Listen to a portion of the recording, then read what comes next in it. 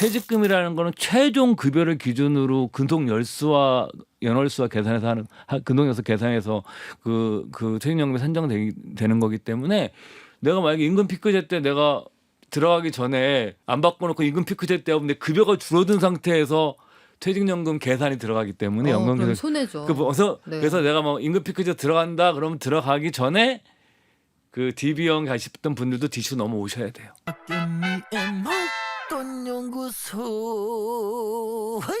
돈이 되는 지식으로 꽉 채운 그런 편의점입니다. 지식 편의점 미래에셋 투자와 연금센터 이상건 전무 오셨습니다. 안녕하세요. 예, 반갑습니다. 오늘 편의점에서는 어떤 물건들을 채웠을까 궁금하실 텐데 퇴직, 최근에 저희 지식 편의점에서 집중적으로 떼오고 있는 물건이잖아요.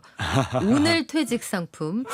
직장인이라면 언젠가 누구나 퇴직을 하게 될 텐데 예. 퇴직 전에 점검해야 할 것들 요거 챙겨주신다고요? 예.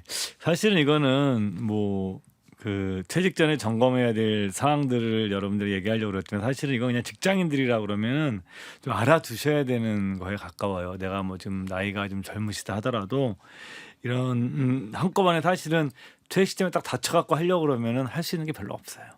미리 알고 있어서 어느 시점부터 해야지 이게 뭐 경착륙이 아니라 연착륙이 되지. 그래서 여러분들께서 이거는 뭐 제목은 그 퇴직 전 점검 사항이지만 직장인들이라면 누구나 이런 주제들은 알아야 된다라는 말씀 드리려고 그러고요. 일단은 퇴직 전에 점검에 굉장히 많은데 그 중에서 뭐 저는 뭐 저희 쪽은 좀 연금 뭐 퇴직연금, 국민연금 그다음에 최근에 굉장히 논란이 많으시죠. 건강보험료. 많이 올랐어요. 굉장히 많이 네. 올랐고 제 생각엔 앞으로 더 오를 확률이 더 높아요. 이런 거는. 근데 하여튼 이런 주제 세 가지로 나누어서 점검할 사항들을 먼저 말씀드리려고 그러고 먼저 이제 퇴직연금 말씀드리게 되면 우리나라는 이제 퇴직금 제도였었어요. 과거에. 우리나라는 법정 퇴직금 제도예요. 법으로 정한 퇴직금인 거예요. 그 퇴직금이 한 달치 월급이 되죠. 한 달치 월급이 되는데 그것은 그 이제 근로소득의 대가로 인식을 하는 거죠. 그 근로자들 입장에서는. 근데 옛날에 그냥 퇴직금을 딱 회사에서 줬잖아요. 옛날 직장 생활하신 네. 분들은 그게 2005년 말에 퇴직연금 제도라는 게 국내에 도입이 돼요. 몇 번의 제도 개편이 있었고 최근에 어떻게 되냐면 여러분들이 퇴직연금을 웬만한 회사들은 다 거의 다 도입을 했어요. 어느 정도 중견 이상 되는 기업들은. 근데 퇴직할 때 회사에서 주지 않죠. 그러면서 이제 만약에 어떻게 하냐면 IRP 계좌, 그 개인 퇴직 계좌를 금융회사에서 만들어 놓으면 회사에서 그동안 쌓여있던 퇴직연금을 퇴직금에 해당하는 거죠. 요즘 퇴직연금을 그걸로 다 넣어줘요. 또 내가 IRP에서 내가 이제 나중에 인출을 해야 돼요. 그래서 여러분들께서 먼저 이걸 아셔야 되고 두 번째 아셔야 되는 거는 내가 가입한 퇴직연금 제도가 DB형이냐 DC형이냐 아직도 모르시는 분들이 굉장히 많아요. 근데 여러분들이 생각해 보시면 여러분들의 급여를 1년에 한 달치 월급을 계속 쌓아나가는 거예요. 그러면 여러분들이 한 달치 급여를 저축하고 계신 건데 그게 도대체 어떤 제도에 들어가고 있는지는 알고 계셔야 되거든요. 그래서 DB형 제도와 DC형 제도인데 이거는 쉽게 생각하시면 운영 주체예요. 책임 주체. 그러니까 그 매년 쌓이는 퇴직연금에 대한 그 퇴직 급부 금액을 회사가 알아서 그냥 하는 거예요. 그걸 DB형이라고 그래요. DC형은 내가 알아서 해주는 거예요. 그러니까 회사에서 그 돈을 넣어줘요. 계좌로. 그럼 뭐 저 같은 경우에도 뭐 증권회사에 계좌를 넣게 되면 퇴직연금이 이렇게 들어와요. 근데 회사마다 달라요. 어떤 회사는 1년에 한 번 넣어주는 회사가 있고 어떤 회사는 12분의 1로 나눠서 주는 회사가 있고 어떤 회사는 또 3분의 분기별로 주는 회사도 있어요.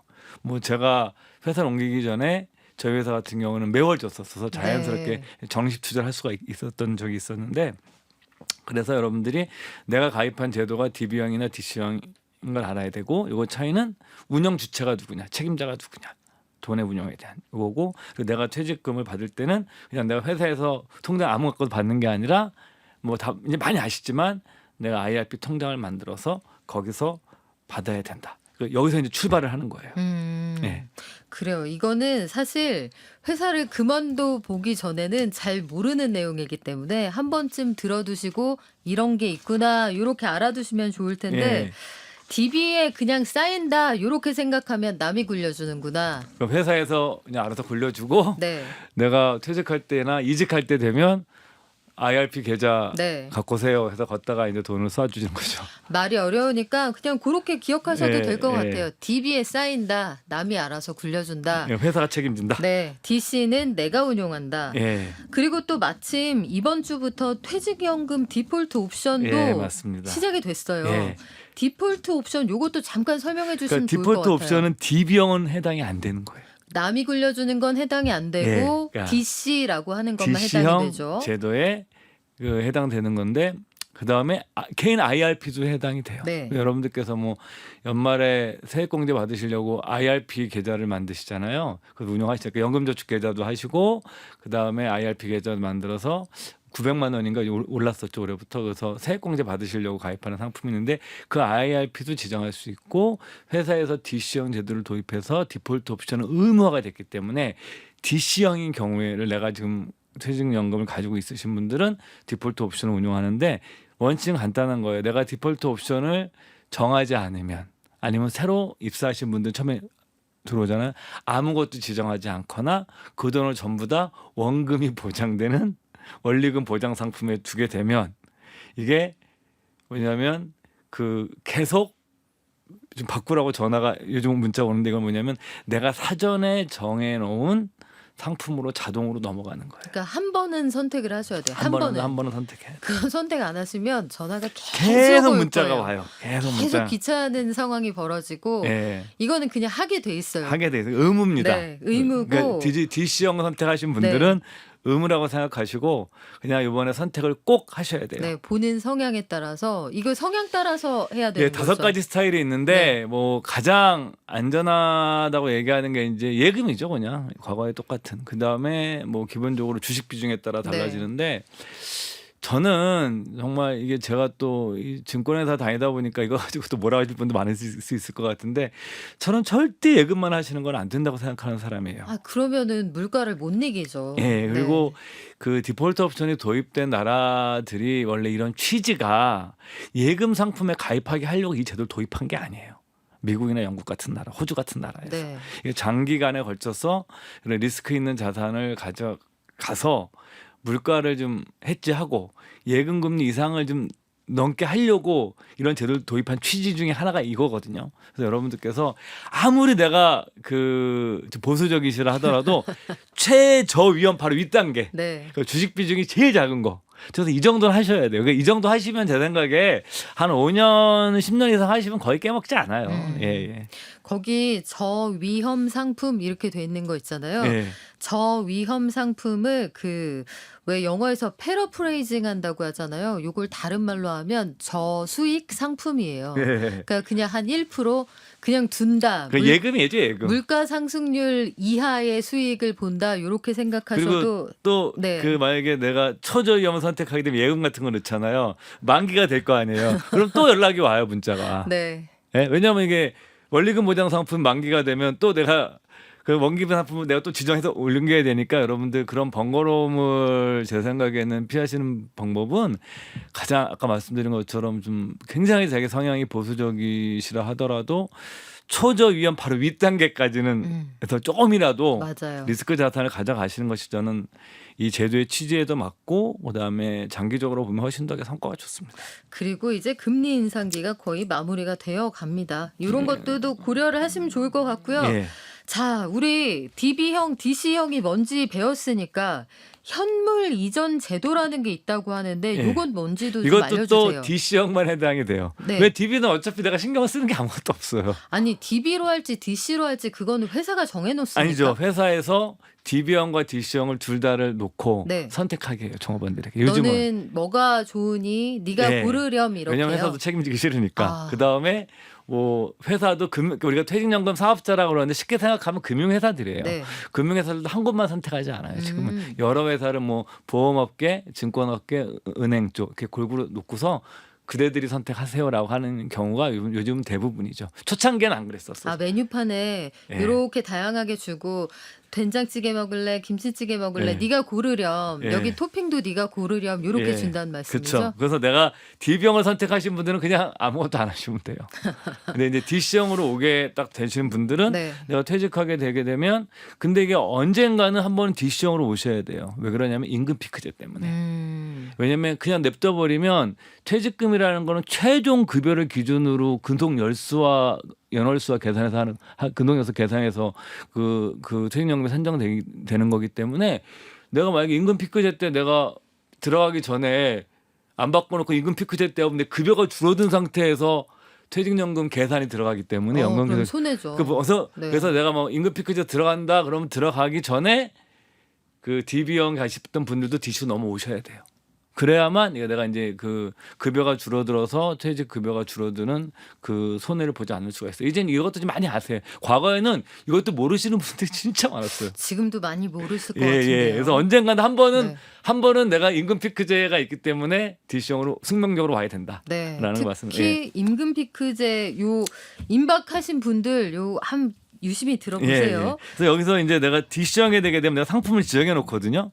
그러니까 DC형에도 여러 상품이 있어요. 우리가 펀드도 있고 ETF도 있고 심지어 DC형에서 예금도 가입할 수 있어요. 저도 DC형에 일부는 예금이 좀 있거든요. 네. 그래서 우리나라는 또 이게 위험자산 한도라고 그래가지고 70%까지만 그 주식 관련된 위험자산을 넣을 수 있고 30%는 못하게 되어 있어요. 물론 이제 TDF를 통해서 한 100%다 채울 수가 있긴 하지만 뭐 대충은 현재는 위험자산 70%라는 가이드라인을 그 DC형 제도에서 두고 있습니다. 현재 우리나라 같은 제도상.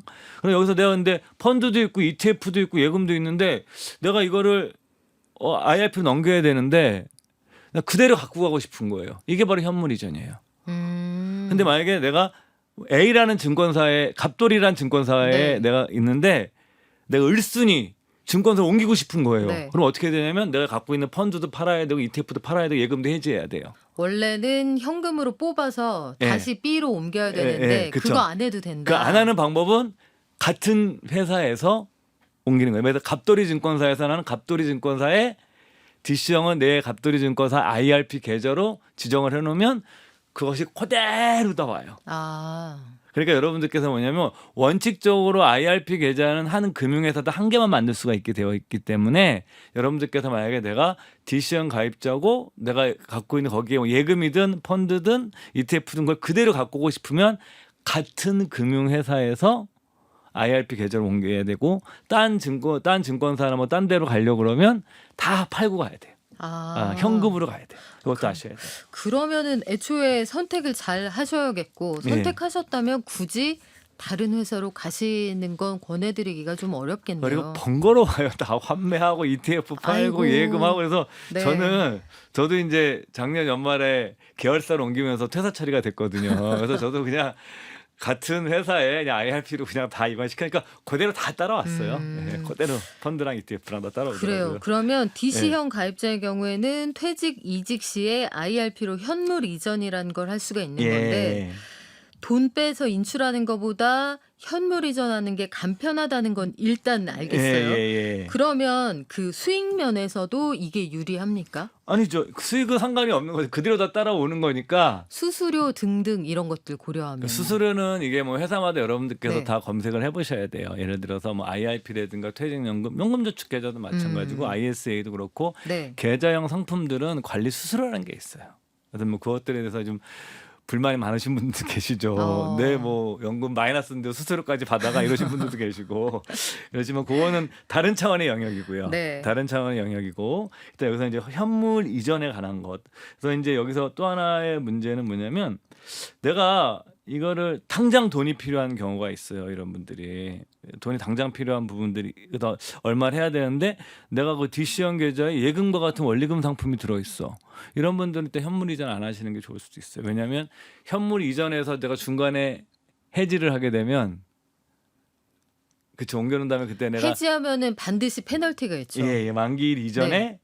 그 이자를 다 못 받을 수 있기 때문에 한번 정리하고 하시는 거 좋죠. 그러니까 내가 예금 같은 경우가 있은 경우에 급전이 딱 필요하고 내가 퇴직 시점 반드시 돈을 써야 돼. 네. 이런 분들은 이제 그 정리하시는 게 낫죠. 정리해서 이제 그러면 일단 거기부터 시작을 하셔야겠네요. 도대체 내가 뭘 갖고 있는지를 정확히 아셔야 잘 돼요. 아셔야 돼요. 내가 근데 가지고 있는 게 뭔지를 잘 모르시는 분들이 많을 거거든요. 많아요. 그래서 고- 저희 센터에서 예전부터 저희 연구소 시절부터 제가 맨날 하는 얘기가 그 교육이나 세미나 같은 경우는 제발 여러분들의 잠든 연금 좀 깨워주세요. 그럽니다. 네, 깨워서 얘가 어떻게 생기는가 한번 네. 좀 들여다보시라고. 얘가 죽었나 살았나. 어, 그냥 연금 가지고 있는데 나 그냥 뭐 하세요? 그럼 그래서 뭐 하고 있더라. 옛날에 뭐 했는데 내가 이러신 분들이 의외로 많아요.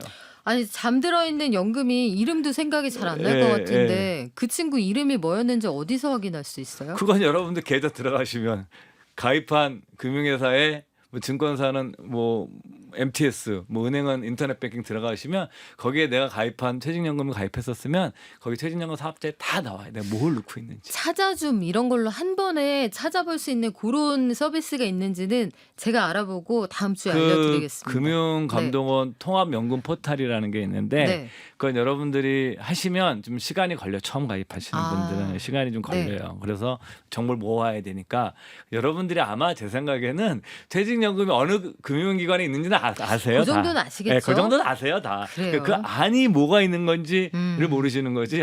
어떻게 생겨먹은 그쵸, 놈들이 앉아 그 있는 건지 정도는 모르시는 아시겠죠? 거죠. 예, 예. 자, 그러면 퇴직 시에 일시금으로 인출하는 분들이 아직까지는 좀 많다고 거의 하는데 90%입니다. 안타깝게도. 아직도요? 예, 높아요. 근데 원래 이렇게 하라고 퇴직연금 제도를 만든 게 아니잖아요. 그쵸, 그쵸. 그러니까 연금으로 받으라고 받으라고 굳이 만든 이름을 거는, 이렇게 예. 만든 건데 연금으로 받을 때 장점이 뭐길래 이렇게 만든 거예요?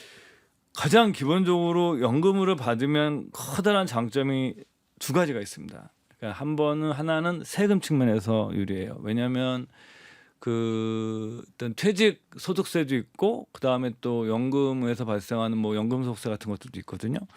이것을 그러니까 내가 그 10년째부터 그러니까 10년으로 나누어서 인출을 하게 되면 세금을 30% 깎아주고 그다음에 11년 차부터는 40% 깎아줘요. 그러니까 쉽게 생각하시면 연금으로 받아서 10년 이상 내가 연금으로 나눠 받으면 최소한 내가 낼 세금의 30 내지 40%는 10년간에 30% 깎아주고 11년 차부터는 40% 깎아서 받을 수 있다라는 거고요.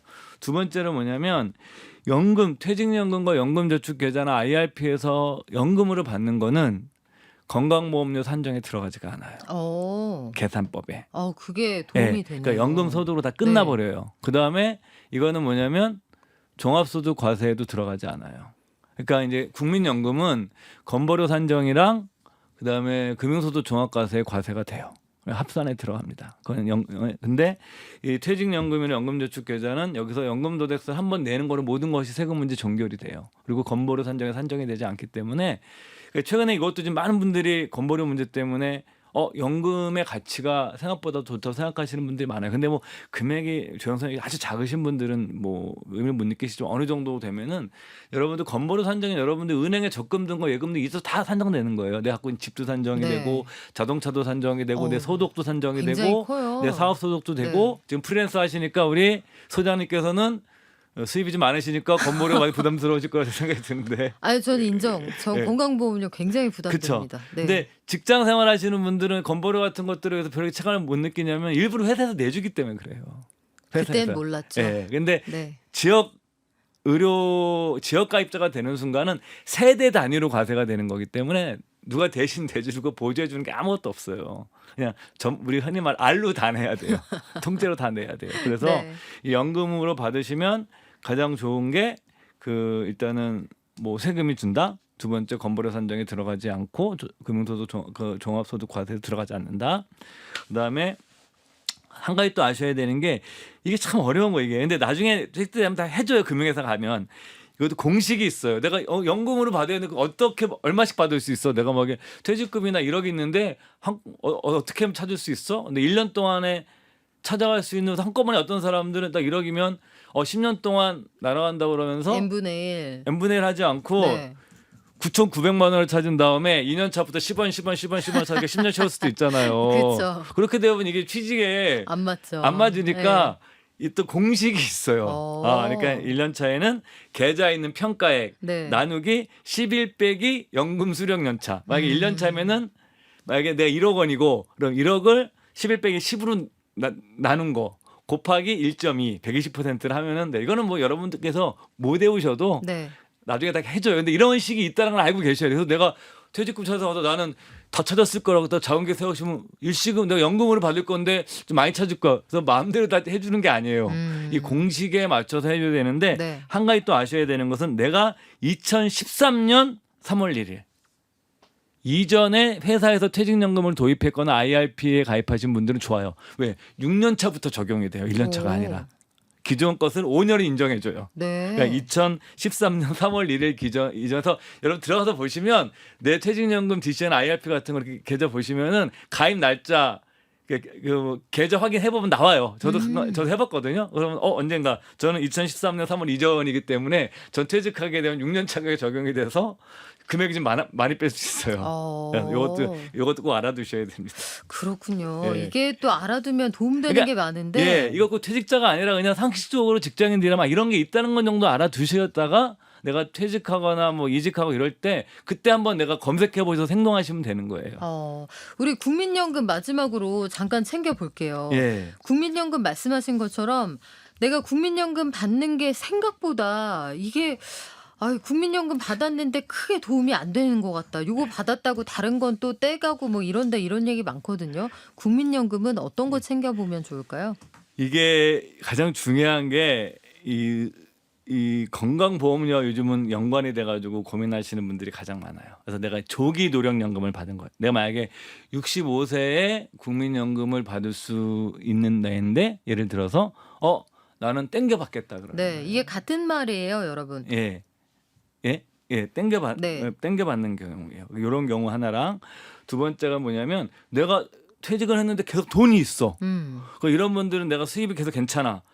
예를 들어서 내가 뭐 월 300, 400씩 벌어 막 이런 분들은 국민연금 금액이 줄어서 나와요. 내가 예상했던 것보다. 예, 왜 그러냐면 소득이 있으면 그분들은 감액해서 줘요. 아이고. 그래서 딱 아셔야 돼요. 그러니까 5년 동안 내가 이거 계산해 보셔야 돼요. 내가 건강보험료라 조기연금 5년 땡겨 받으면 30% 내가 손해 보거든요. 전체적으로 원래 받을 금액. 근데 이게 내가 건강보험료 자녀의 피부양자로 들어가게 되면 유리할 수도 있는 거잖아요. 이건 따져보셔야 돼요. 케이스 바이 케이스이기 때문에 네. 이런 경우 하나랑 두 번째는 아셔야 되는 게 내가 계속 돈을 잘 벌어 퇴직해서도 내가 프리랜서가 돼가지고 뭐 300, 400씩 버는 사람이에요. 이런 사람들은 그냥 국민연금 나이 듣다 개시하면 손해 볼 수도 있어요. 그래서 이런 분들은 1년씩 연장을 하면은 이게 뭐냐면은 7.2%씩 이렇게 얹어주죠. 얹혀주죠. 이렇게 그래서 이 두 개 어디에 해당되는지를 꼭 한 번쯤 확인해 보셔야 돼요. 그래요. 이게 이 부분은 또 나중에 기회가 되면 복잡하지만 다음에 한 번 더 시간을 시간 마련할까요? 되면 저도 사실 이 부분에 전문가가 아니기 때문에 저도 이거 하려고 공부해서 나와야 돼요. 이게 제도가 복잡하기도 하고요. 좀 알아두셔야 돼요. 스스로 공부도 좀 하셔야 되고요. 자, 오늘도 좋은 말씀 잘 들었습니다. 지금까지 지식편의점 미래에셋 투자와 연금센터 이상건 전무였습니다. 고맙습니다. 네, 감사합니다.